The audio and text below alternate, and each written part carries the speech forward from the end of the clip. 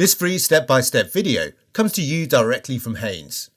You can complete more than 200 jobs on this vehicle when you purchase the complete Haynes online manual at haynes.com. Open the passenger's door and pull the bonnet release handle. Depress the safety catch and lift the bonnet. Pull up the engine cover to release it from the rubber mountings. Lift the clip and disconnect the mass airflow sensor wiring plug. Release the spring-type clip and pull the air intake pipe from the turbocharger. Pull the breather pipe from the cylinder head cover. Undo the 2 screws at the front edge and lift the air filter cover from place.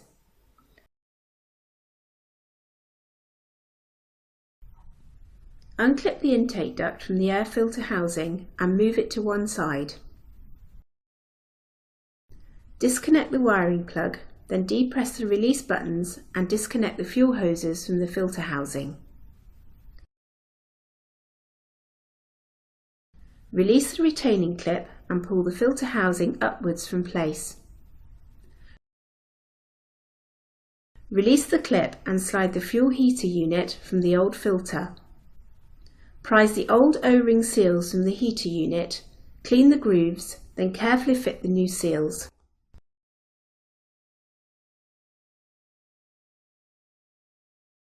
Lubricate the new seals with clean fuel, then slide the heater unit into place on the new filter housing, ensuring the retaining clip fully engages.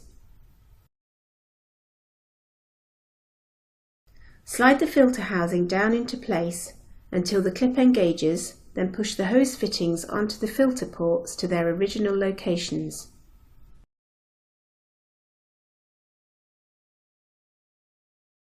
Don't forget to reconnect the wiring plug.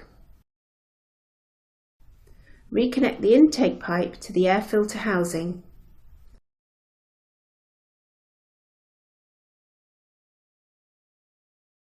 Engage the lugs at the rear of the filter cover with the housing, then lower the cover and securely tighten the retaining screws at the front edge.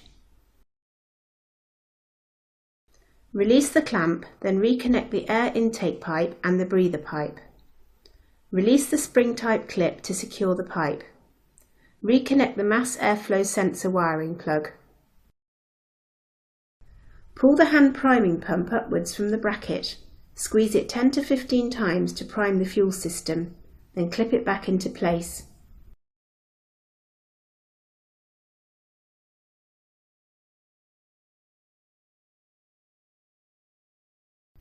Operate the starter until the engine starts. If the engine fails to start, repeat the hand priming pump procedure. Position the engine cover lugs over the rubber mountings, then press it down firmly. Check it's secure. Firmly lower the bonnet and check it's securely locked.